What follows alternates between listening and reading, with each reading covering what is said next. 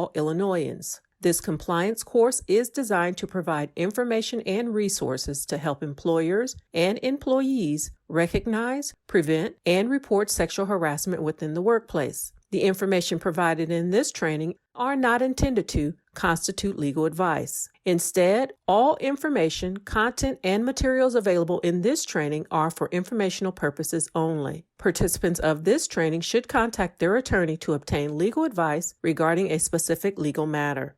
Sexual harassment is prohibited in Illinois. The Illinois Human Rights Act makes it a civil rights violation for any employer, employee, agent of any employer, employment agency, or labor organization to engage in sexual harassment, as written in the Illinois compiled statutes. The Illinois General Assembly finds that tolerance of sexual harassment has a detrimental influence in workplaces by creating a hostile environment for employees, reducing productivity, and increasing legal liability. The state of Illinois encourages employers to adapt and actively implement policies to ensure their workplaces are safe for employees to report concerns about sexual harassment without fear of retaliation, loss of status, or loss of promotional opportunities. Employers required to provide sexual harassment prevention training for all employees. Every employer in the state of Illinois is required to provide employees with sexual harassment prevention training that complies with Section 2-109 of the Illinois Human Rights Act. All employees, regardless of their status, i.e. short-term, part-time, or intern, must be trained. If an employer has an independent contractor working on site with employer's staff, the independent contractor should receive sexual harassment prevention training. What information will be covered? An explanation of sexual harassment consistent with the Illinois Human Rights Act. What is sexual harassment? Under the Illinois Human Rights Act, sexual harassment means any unwelcome sexual advances, requests for sexual favors, or any conduct of sexual nature when submission to such conduct is made either explicitly or implicitly a term or condition of an individual's employment. Submission to or rejection of such conduct by an individual is used as the basis for employment decisions affecting such individual, or such conduct has the purpose or effect of substantially interfering with an individual's work performance or creating an intimidating, hostile, or offensive working environment. Types of unlawful sexual harassment. Quid pro quo sexual harassment. You do something for me, and I'll do something for you. This means that a manager or supervisor may not tell an employee that in order to receive a promotion, raise, preferred assignment, or other type of job benefit, or to avoid something negative like discipline or an unpleasant assignment, the employee must do something sexual in return. Hostile work environment sexual harassment. The air at work is full of sexual references and it is impacting me. A hostile work environment may occur when unwelcome sexual advances, requests for sexual favors, or any conduct of a sexual nature has the purpose or effect of substantially interfering with an individual's work performance or creating an intimidating, hostile, or offensive working environment. Unwelcome behavior. Sexual conduct becomes sexual harassment when the behavior is unwelcome. Behavior may be unwelcome in the sense that the victim did not solicit or invite it, or in the sense that the victim regarded the conduct as undesirable or offensive. Welcome behavior can quickly become unwelcome behavior. What starts off as welcome behavior, consensual joking, can cross a line and become unwelcome behavior. Also, consent can be revoked at any time. When someone experiencing sexual harassment behavior says, "Stop talking to me like this," it must stop. The perpetrator cannot use as a defense, "Well, you started it," or "You were okay with it at first." Working environment. An employee's working environment is not limited to the physical location where the employee is assigned. The working environment extends to other work sites, including off-site, mobile, or moving work sites or locations. For example, a working environment includes the courthouse for a lawyer or an off-site event for a caterer. Gender identity and sexual orientation. A person can be the victim of sexual harassment regardless of the victim's gender identity or the perpetrator's gender identity. A person can be the victim of sexual harassment regardless of the victim's sexual orientation or the perpetrator's sexual orientation. Employees and non-employees as victims of sexual harassment. The Illinois Human Rights Act protects employees and now non-employees from sexual harassment. Employees include coworkers, supervisors, and managers. Non-employees include persons who are not employees but are directly performing services for an employer, such as contractors or consultants, independent contractors, or gig workers. Continued. Employees and non-employees as victims of sexual harassment. Victims of sexual harassment can include employees and non-employees when sexually harassed by other employees or non-employees. Victims of sexual harassment can include not only the target of the sexual harassment, but also those employees or non-employees who are bystanders or witnesses to the sexual harassment. Employees and non-employees as perpetrators of sexual harassment. The Illinois Human Rights Act prohibits employees and non-employees from engaging in sexual harassment. Employees include coworkers, supervisors, and managers. Non-employees include persons who are not employees but are directly performing services for an employer, such as contractors or consultants, independent contractors, or gig workers. Employers are responsible for sexual harassment perpetrated by those employees and non-employees against other employees and non-employees. Employers are also responsible for sexual harassment perpetrated by their employees and non-employees against customers and patrons. Customers and patrons as victims of sexual harassment. The Illinois Human Rights Act protects customers and patrons from sexual harassment in places of public accommodation, such as stores, hotels, restaurants, theaters, museums, health clubs, and hospitals. Employers that are also places of public accommodation are responsible for sexual harassment of customers, patrons, when perpetrated by their employees or non-employees. Customers and patrons and third parties as perpetrators of sexual harassment. The Illinois Human Rights Act prohibits sexual harassment of employees and non-employees by customers and patrons and third parties. Employers are responsible for sexual harassment of their employees and non-employees by customers and patrons. Employers are also responsible for sexual harassment of their employees and non-employees by third parties, such as sales representatives, vendors, and/or delivery persons. What information will be covered? Examples of conduct that may constitute unlawful sexual harassment. What are examples of inappropriate conduct? Sexual harassment includes unwelcome conduct of a sexual nature, sexual advances, and requests for sexual favors. Examples include pressure for sexual favors or to go out on a date, deliberate touching, leaning over, or cornering another person, sexual looks or gestures, or whistling at someone. Continued.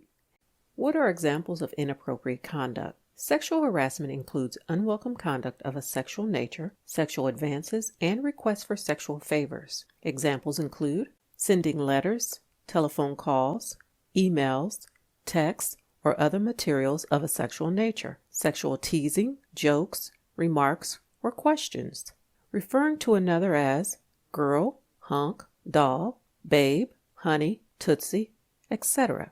Actual or attempted rape or sexual assault. Continued. Examples of inappropriate conduct. More examples of conduct that may constitute sexual harassment include turning work discussions to sexual topics, asking about sexual fantasies, preferences, or history, sexual comments, sexual innuendos, or sexual stories, sexual comments about a person's clothing, body, or looks. Continued. Examples of inappropriate conduct. More examples of conduct that may constitute sexual harassment include kissing sounds, howling and smacking lips, telling lies or spreading rumors about a person's sex life, massaging neck, shoulders, etc., touching another employee such as their clothing, hair, or body. Sexual harassment in online environments. Our conduct online and through social media can constitute sexual harassment even when it occurs off the clock, off-site, or even out of state. Online sexual harassment includes using email, cell phone texts, internet postings, online comments, blog posts, and social media such as Facebook, Twitter, LinkedIn, Instagram, YouTube, and Snapchat to send communications of a sexual nature. Continued. Sexual harassment in online environments. Examples include flirting and requests or demands to go on a date or have sex, sending inappropriate pictures or videos, including sexually graphic material, using sexual language or comments including sexually offensive language, cyber stalking. What information will be covered? A summary of federal and state statutory laws concerning sexual harassment, including remedies available to victims. What can I do if I experience, witness, or become aware of unwelcome sexual conduct? If you experience, witness, or become aware of unwelcome sexual conduct, know that you have the right to tell the person to stop. The initiating and participating persons must stop the unwelcome behavior upon request. If they continue the behavior or retaliate against you because you ask them to stop, they can be found to have violated the law by engaging in sexual harassment or retaliation. Continued. What can I do if I experience, witness, or become aware of unwelcome sexual conduct? If you experience, witness, or become aware of unwelcome sexual conduct, know that you have the right to report the sexual harassment. Several reporting options are available.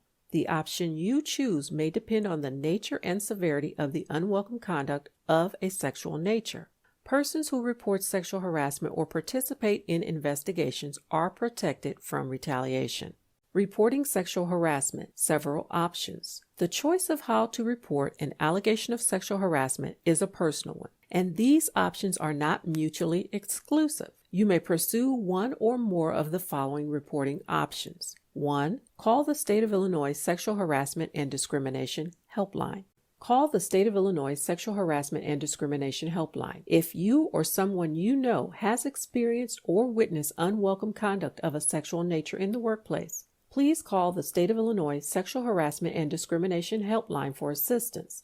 Calls are confidential and can be made anonymously. Call 1-877-236-7703. Visit www.illinois.gov/sexual harassment. Helpline representatives can help callers navigate their numerous reporting options and share additional information related to counseling, legal assistance, and frequently asked questions. Reporting sexual harassment. Several options.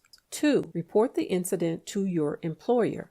Reporting sexual harassment to an employer. Report the incident to one or more of the following employer representatives. 1. Your supervisor or any member of management you trust. Supervisors and members of management are responsible for knowing the employer's internal complaint investigation and resolution process. Supervisors can help effect immediate positive change. 2. Human resources officers can work with management to investigate and resolve sexual harassment complaints. This option may be preferred if the perpetrator of the sexual harassment is a supervisor or manager. Continued. Reporting sexual harassment to an employer. Report the incident to one or more of the following employer representatives. 3. Designated sexual harassment reporting officers are often established by employers to specifically receive and investigate sexual harassment complaints. Consult your employer's sexual harassment policy for specific reporting contact information. Remedies available under the Illinois Human Rights Act. After IDHR completes its investigation, the complainant, the employee, 1. may file a lawsuit in civil court, or 2. may file a complaint with the Illinois Human Rights Commission if IDHR found substantial evidence of a violation. Complainants who prevail in the HRC or court may receive an order awarding remedies allowed by the Illinois Human Rights Act to make the complainant whole. Remedies may include payback, lost benefits, clearing of a personnel file, damages, hiring, promotion, reinstatement, front pay where reinstatement is not possible, and attorney's fees and costs. Reporting sexual harassment to the IDHR contact information. To file a charge, call IDHR at 1-800-662-3942 or visit them online, www.illinois.gov/DHR. IDHR office locations.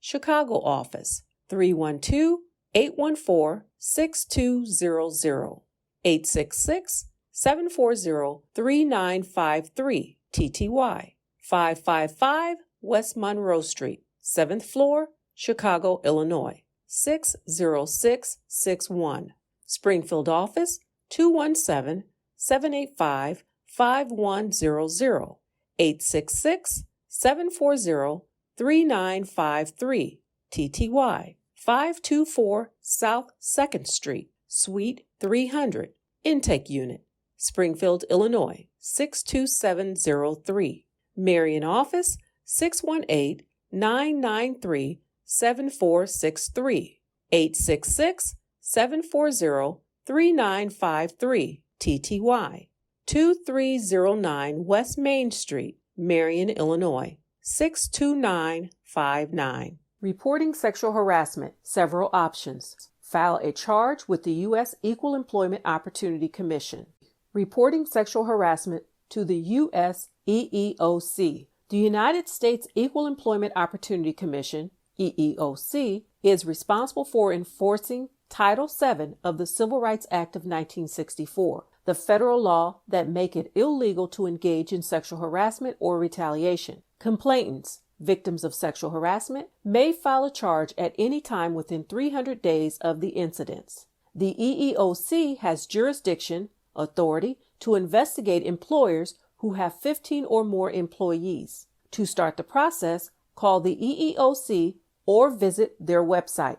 Remedies available under Title VII of the Civil Rights Act of 1964. After EEOC completes its investigation, 1. The complainant, the employee, may file a lawsuit in federal court. 2. The EEOC may help parties reach a settlement through an informal process called conciliation if the EEOC finds reasonable cause to believe discrimination occurred. Continued.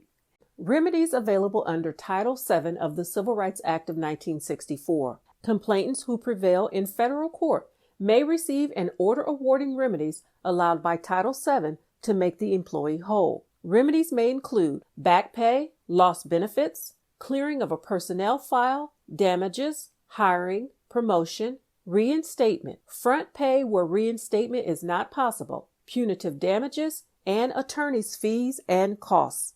Reporting sexual harassment to the U.S. EEOC. Contact information.